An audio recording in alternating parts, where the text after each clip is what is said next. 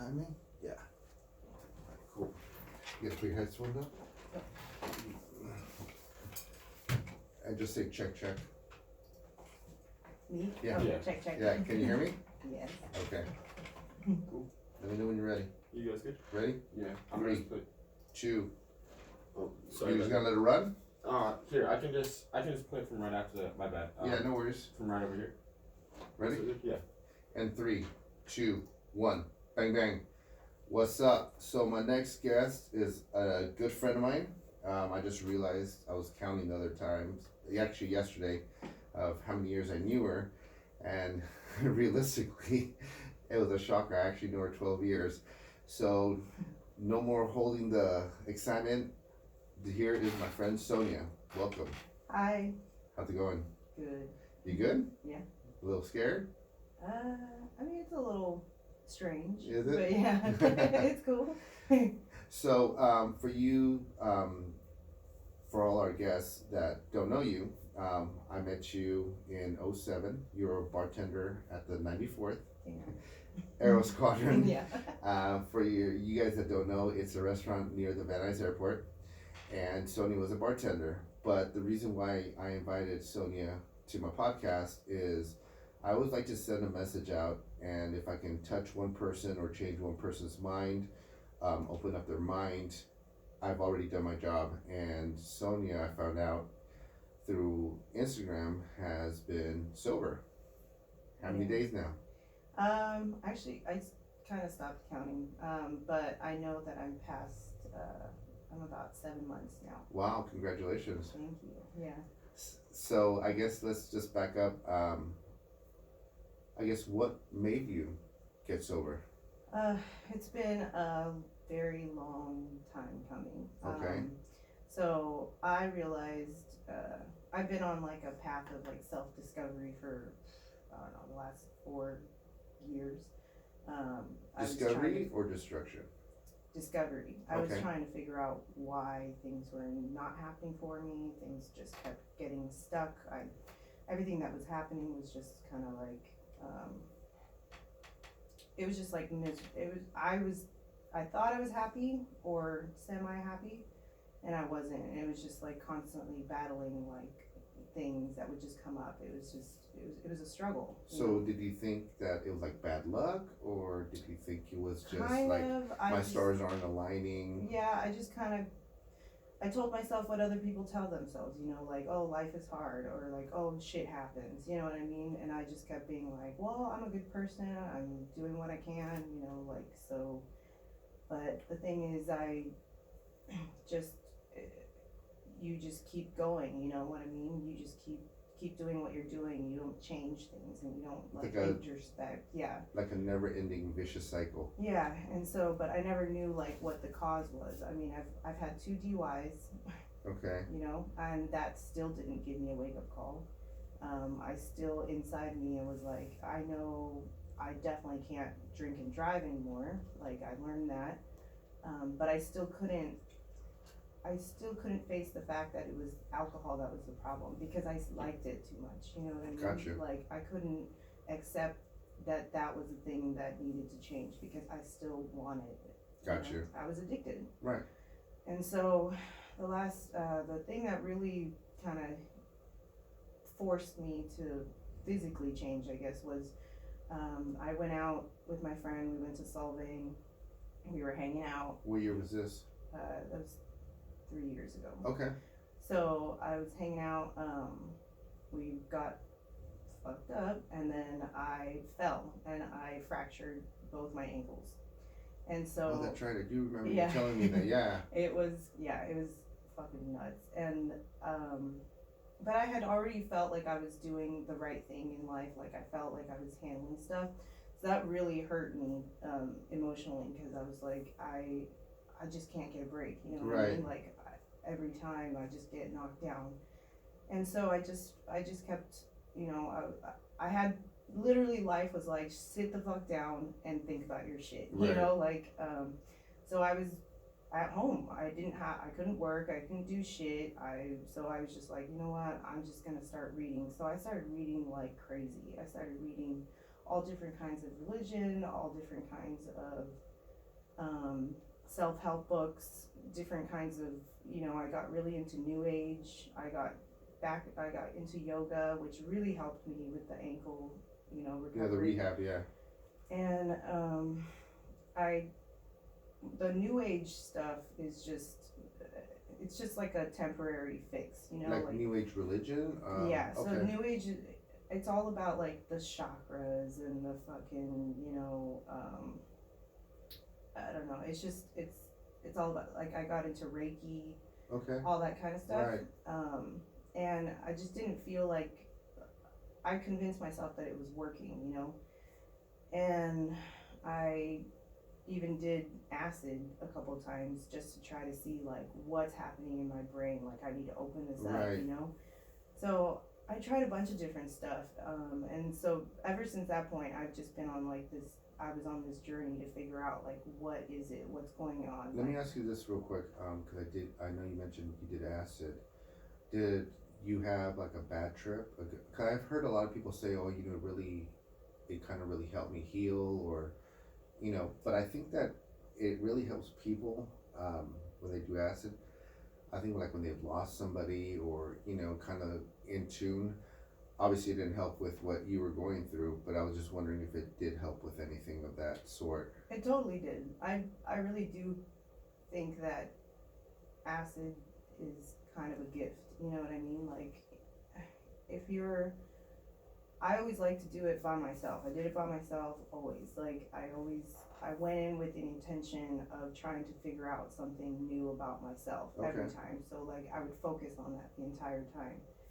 And it makes you just completely, you're in your head. You're the only one that's, you have to face your demons. You have to, when your mind starts to travel, Yeah, that's what you I've have heard. to focus on what's going on. You have to open up, it really helped me open up like a bunch of pain that I had inside me. Right. And at one time I did it, and I just like, I didn't realize like how much hate I had towards other women. Okay. And it wasn't like, and it made me, I would just like bawl out crying, like Right. crying from like deep crying, Right. like I'm not a crier, so like for that to happen, I was just like, it felt like such relief. Right. So like every time I did it, it was a growing thing, and I do believe in like people who do like microdosing and stuff like that with acid. Okay. There's a reason why I believe the government shuts stuff down. Right, I agree with you there. So, but anyways, so I went on this journey. I kept trying different things, and I just kept getting blocked off. Like every time I thought I was getting like an epiphany, like some shit would happen, and it's because of the alcohol. The alcohol really did numb everything. It made me it made me feel depressed. It made me feel like I wasn't good enough to progress. It made me like it made me not feel things, So after you did your acid trip, you always went back to alcohol? Yeah. Okay. Yeah. I mean, the thing is, like, that's another thing too that's the problem with a lot of people who don't realize like that they have a problem with alcohol, is because if you look up alcoholic as a definition, you would if you look up, am I an alcoholic online, like say you do like a test or something, you're gonna say like, oh, do you have, it's always the dumbest questions. Do you wake up and drink? And I was like, no. Do you have a drink every day? No. Do you get shaky? Do you have to have a drink during work? I was like, no, like, if I did drink, it'd be like once every 2 weeks. But the thing is, it doesn't tell you the reason I was an addict is because like I couldn't just have one drink. I could never just have 2 drinks. I would have to, like, once I started, You had it was an over. open, yeah. Yeah. I just had to keep going. And that's why I was like, they don't really put that out there for people to know. It's not so much that I needed it like on a constant basis. So that's why I kept telling myself, I'm not an alcoholic. Yeah, I think that, for some people, they do wake up in the morning wanting to have a drink. Right. It's a broad spectrum. Yeah, I've been at a grocery store at 6 in the morning seeing a guy buy a fifth of vodka and orange juice. For sure, yeah. I've seen But it could have been his birthday. Yeah, You yeah. never know. I don't know. Yeah, But I mean, I've seen gardeners at 7-Eleven buying a Right. 40 ouncer at I mean, 7 just in the morning. outside the parking lot here, I saw those guys. They all were bloodshot eyes. Obviously, they're getting off work. They all had like big ass bottles of Modelo's all empty. You know, Right. I'm like, dude. Right. I think that in the sense of alcoholism, it should be like more specific questions. Once you start drinking, can you stop? Right. You know, that'd be one. That should be probably the first Right. question You on know, those and if tests, you yeah. can't stop drinking, then you have a problem. I mean, do you have to drink every other day? You know, just certain things. I think that a lot of these, and I'm not trying to put these tests or questionnaires down, because obviously they were made for a purpose, obviously for somebody with a really bad addiction problem. But I think that addiction goes in another format, in the sense like you couldn't stop. It's like people like, oh well, you know, I don't have a drug problem, but when I pop a Vicodin, I pop 20 of them. Well, dude, you have a problem. You know, so Self-control. yeah, so you're convinced that you do not have a problem taking these exams. Right. Right. And so, I mean, a lot of those tests are made from studies way back when, Right, you know, like yeah. they haven't really evolved as far as like what's going on, keeping current. And a lot of it has to do with, you know, awareness. Like people don't know because we're being shoved in the media to drink is normal, you know. Everywhere you go, it's alcohol. This Oh, shots yeah. for this, Yeah, happy hour. it's this. cool. It's I mean, every celebration. it's in alcohol, movies. Every it's in the movies now. It's Like in the movies. It's in normal TV. it's everywhere. Yeah, it's in a billboard. Right. You know, Bud is always, like, for example, referred to a sporting event. Oh, we buy Bud Light because Right, we're watching right. the Super Bowl. Yeah. You know, so yeah. And then it's such a big part of our social, like when we go out, you know, like to hang out with whatever. What do you always do? You go get a drink. You Happy know hour. what I mean? Happy hour. Yeah, Yeah. it's always around. So like you're constantly being like, oh, maybe I do have a problem, but then you're like, oh no, I don't. Everybody else says I'm fine, and Right. they're doing the same thing, and you just kind of like keep falling in that hole, you know. And so I just kept going with it, and finally, you know, I was talking to my friend, and he has been an inspiration for me. So he and I like kind of been going on the same path. We were both like on a self-realization thing, and he got really hurt. So he had to like just give up alcohol, like medically. They told him he had to get off of it. Okay. And so he went clean, and he was doing AA, and I asked him, I was like, how are you? He said he was getting like a lot of clarity lately, and I was like, how are you getting there? Yeah. You know, what are you reading? What are you doing? And he said, well, you know, I've been sober for 30 days, and I was like, oh, and for some reason that freaking clicked with me. I don't know what it was. And I was like, you know what? I've never not drank. Like I've done like 2 weeks, 3 weeks, sure. But like since the time I was 18, I haven't stopped. I've never took a break. I mean, you know how some people are like, oh, I took 6 months off. I Right. drank. I was like, no, that sounds terrible. Like Yeah. 6 months no drinking, no thanks. Yeah. You know, but because I didn't think I had a problem. And Right. then once he said it, and it was so relatable. Him and I, we would talk about like how our lives were going, and he was doing something different, and I was like, fuck, dude, like maybe I have a problem too, Right. you know? So I was like, yeah. So I literally that night, I prayed and I asked God, you know, if I have a problem, if this is what I need to do, please help me get rid of this. So are you a religious person, or Yeah. born and raised Catholic, I assume? I'm born and raised Catholic. Wasn't ever raised in the church though. Okay. You know, like my parents were just kind of like Okay. did the typical Mexican thing, like baptized us, communion, but then like Done. that's it. You Okay. know. So at this point, it's 7 months ago, correct? Yeah. Okay. Yeah. So you're talking to your friend 7 months ago. Right. You find clarity. Right. And so I just was like, I asked God the next day, you know, and I wanted to drink that night just to be like, oh, my last time, you know. Right. But I was like, nah, just fuck it, you know, Yeah. I'll just stop. And then I didn't have a plan. I didn't know that this was going to be a lifestyle. I didn't know that I was doing, you know, I just was like, I'm just going to stop and see what happens. Okay. And so I started that first 30 days, you know, they tell you what happens like with your body, you know, your liver starts repairing itself, like your brain cells start like basically detoxing your whole Okay. body, you know. Right. So the clarity came probably about like 6 months in, and it's been an amazing journey so far. So let's back up here. So the first, I'm interested to find out for the first 30 days. You said that your liver repairs itself. Did you like go through like shakes, withdrawals? No sweats, Yeah, like no. you 'Cause, know.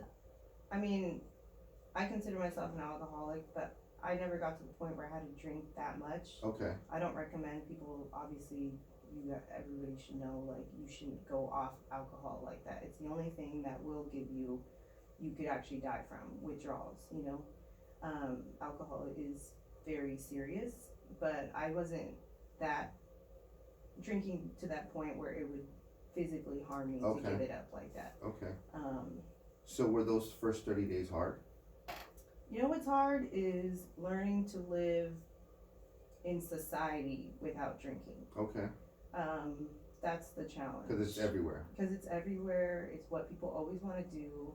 It's what you associate with celebration. It's what you associate with depression. It's what you associate with coping. It's what you associate with everything, you know? Right. And it's so readily available everywhere. True. So, like, yeah, that's the challenge. But I was never like, oh, I need it. You know what I mean? Like, Right.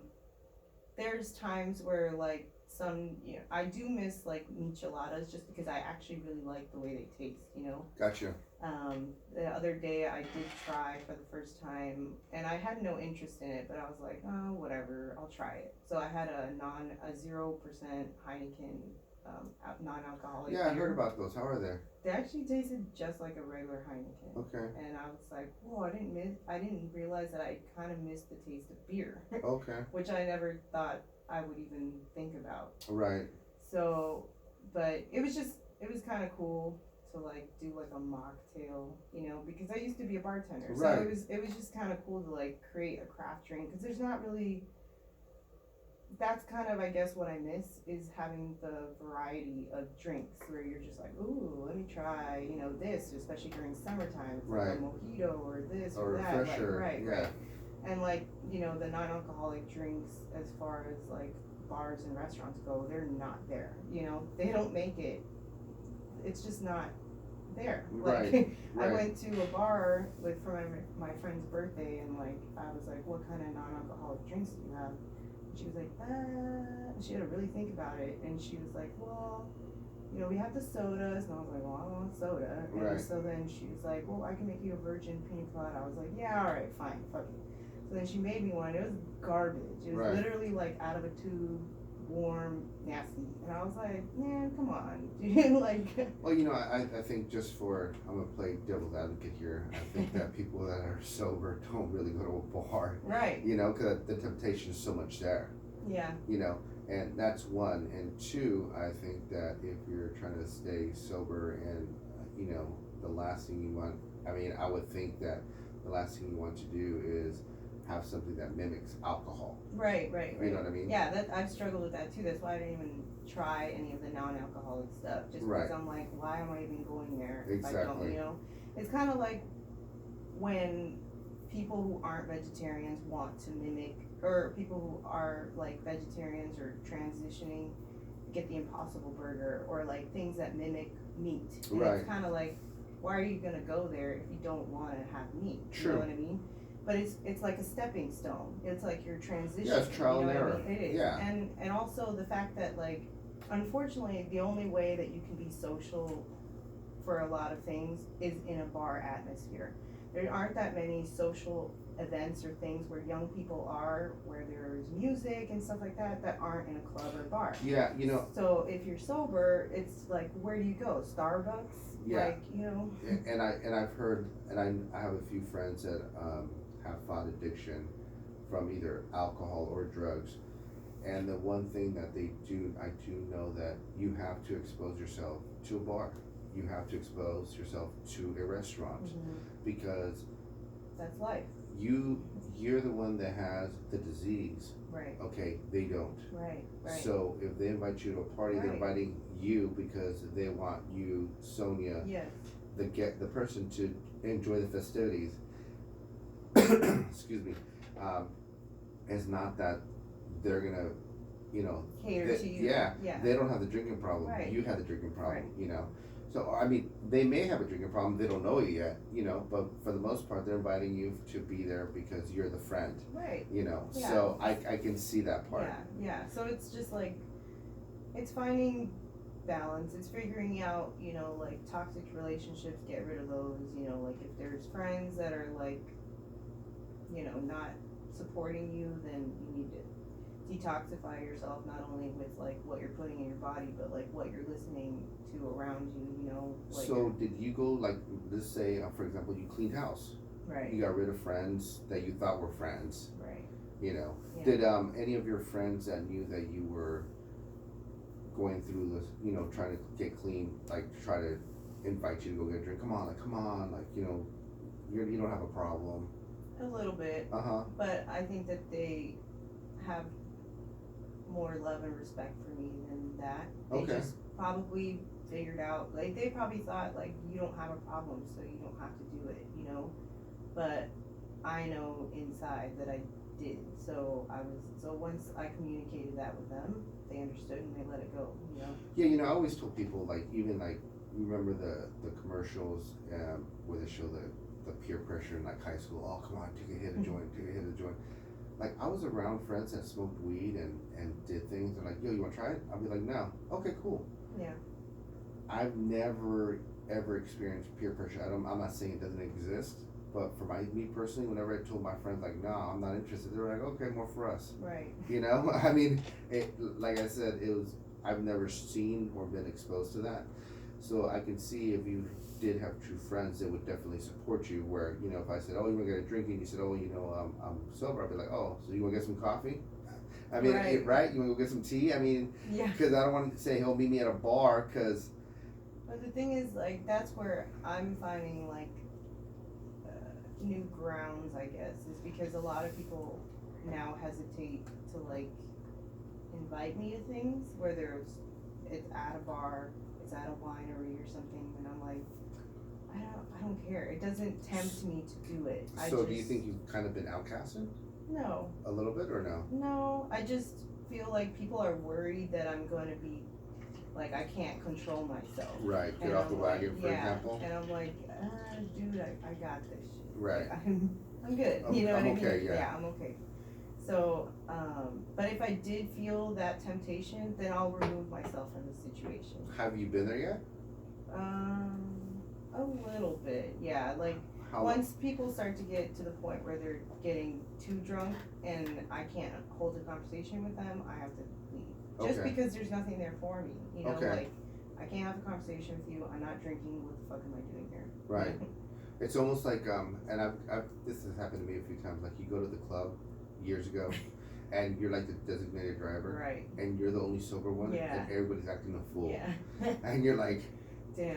is this how I really act when I'm Yeah. fucked up? Like, You guys look fucked. yeah, you guys look fucking like Yeah. idiots right now. It's And funny though. It because- is, Yeah. but it's kind of like sad. It is because, sad. You see a transformation. You Yeah. know, like from the person. It's always like, you know, when you go home with someone after the club and you're like, yeah, they're hot, and then the next morning you're like, oh god. like yeah. wolf's arm. Yeah. Like, let me just knock my arm off so I can get the fuck Like, out. Damn. Yeah. Fucking rough. Yeah, but it's also kind of entertaining because now I can remember everything that Right. happened. So I'll Yeah. be like, oh, like, you know, when people be like, oh, I think I lost my wallet, and I'm like, nah, it's right there. Yeah. Or like, oh, I got it, or Yeah. something like that. Or how you did I know? get home? Right.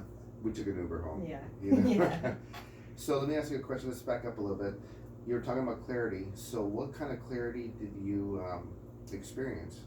So I realized that alcohol was a way for me to avoid the pain that I had since adolescence. Okay. So numbing all that pain. Now, you can say it or you can just hold back. What pain are we talking about? I had, let's see, so So when I was younger, uh, I was in public school till second grade. Being in public school, I looked just like my best friend. Everyone was either Hispanic or white or very accepting, whatever.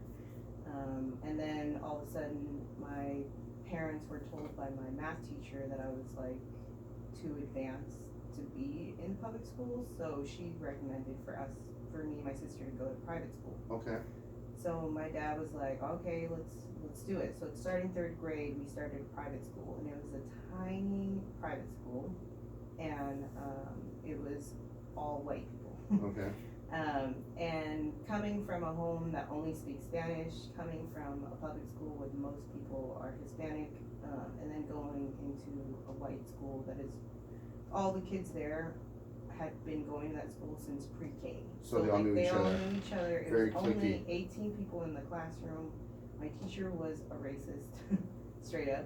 And first days, like, I got teased a lot, and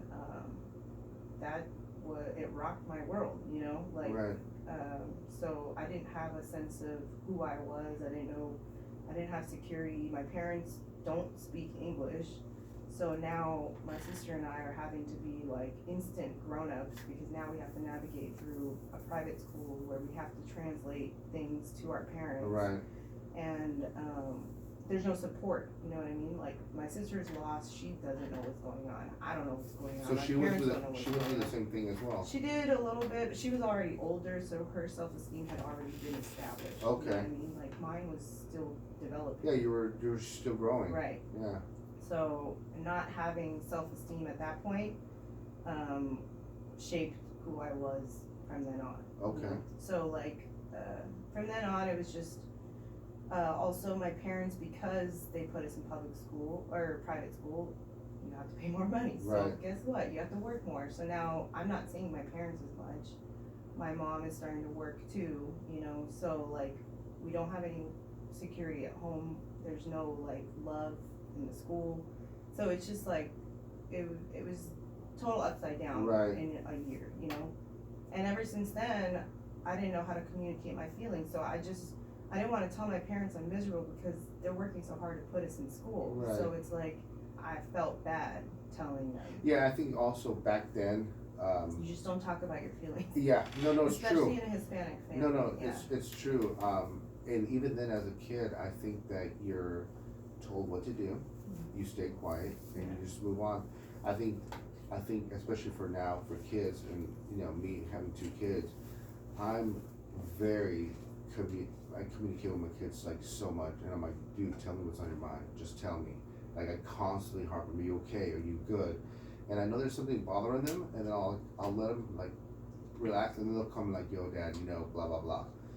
Because I think that you have to constantly be on top of it. I think it's a lot easier for them to communicate now, because they see a lot of things like in social media, that's one of the good things about social media, that it exposes them to so many things. YouTube shows kids what's going on, you know, like cyberbullying, you know, it kind of shows you what's going on. So I think now it's good, but I can see where you're coming from, that back then is like, you're just told to shut up. Yeah. Yeah. Yeah. Just go to school, do your job, and it is what it is. Yeah. And then, you know, my dad was like, why aren't you guys thriving? You know what I mean? Like, Did you start struggling? yeah, hell yeah. Really? Yeah, hell yeah. Because like, you might be ahead in public school, but you're behind in private school. True. And if you don't have the self-confidence and you don't have parents who are pushing you and supporting you, then you fall right behind. Right. You know what I mean? Like, it wasn't that I wasn't intellectually there. I was just like too scared and lost, and just, you know, I was doing okay, but I never thrived. Yeah, you never excelled like you were Right. in public school. Right. And let me ask you this question. Do you think that if you would have had the support, you think you would have excelled? Hell yeah. Yeah? Hell yeah. Okay. Yeah. So you're in 3rd grade. Yeah. So you stayed in the school until, 8th grade. wow. Yeah. Was it every year the same way, or did No, it get I better? mean, eventually, yeah, the kids, I mean, there's only 18 kids, you know, you're gonna make friends Yeah. at some point. But at that point, like, I just learned to accept that I didn't know that I didn't have self-esteem, you know, like, I didn't know what that was. I don't know what the concept was. I don't know any of it. I thought I was okay, you know. And that's the problem too, is like, in society we always tell ourselves like, I'm okay, but you're not really okay. Yeah, I think we self-medicate. Right. We even emotionally medicate. Yeah. Like yeah. you convince yourself it's not that bad. Right. Like tomorrow will be better. Yeah. You know. Alright, and then you like disassociate the bad day, you come home, and that's where my food addiction started. So I'm a food addict, that is why it transferred to alcohol addict. You know? Okay. So like I realized that when I was in third grade is when I started gaining weight. And it's because like when I would come home, how am I gonna cope with that shitty day? I'm like, oh well, there's always food. It makes me feel good. Yeah, it's you know? oh god, what's the word I'm looking for? It's almost like a security blanket. Right. Yeah. It's comforting. Okay, yeah, very comforting. Yeah, Correct. and so that became my coping mechanism. You know, my parents weren't home because they were at work, so it's not like anyone's telling you like, don't eat that. Right, you know? and your parents being gone, I'm sure they left so much food. Right. Oh, My they're parents hungry. owned 2 bakeries. Oh, okay, so you were set. So I would call my mom and be like, hey, can you bring some bolillos, some conchas? You know what I mean? And it's just like, and they thought, like, yeah, she's fine, you know? Right. And so it became almost like a game too. When they were home, I would like pretend that I was like I would like make up little game scenarios in my head to like get food, like sneak it around my mom, and I'd be like, yeah, did it, you know, like and so it became like a reward system, and so that's why like my addiction with food started, and it kept going, and I still struggle with it today. Like that's my core. My addiction with alcohol is from the food addiction. Now let me ask you this, because I believe that addiction is a gene that we inherit. Some inherit it, some don't. Have you looked at your family members or anybody in the family that has a like wow, they have an addiction? Whether it's like games. I mean, addiction doesn't mean that you're addicted to a drug or an alcohol. Right. You could be addicted to collecting shit. Like you're a pack rat. You know what I'm saying? So from your intermediate family, do you notice any of the same patterns? Not really. I mean, my dad kind of drank a lot. Like he would be a binge drinker, but it would be very rare. So maybe that's from him, but I don't blame anyone in my. Oh no, not that I'm blaming. No, no, I don't saying think that you're I blaming. got I'm it just saying, from. I might have. I mean, like an I don't uncle know. or I aunt mean, that you've heard of, like, oh, there was a drunk or what's drunk at parties, you know. I don't know if I was just being sheltered, but I can't really think of anyone that was like too crazy. Okay, so then you're in 8th grade, Mm-hmm. and then back then I believe you graduate, right? Right. So then High school is high 9th. school starts. I go to another private school, and that was just as hard or even worse because now you're an awkward teen and you don't have self-esteem and you're being thrown into a big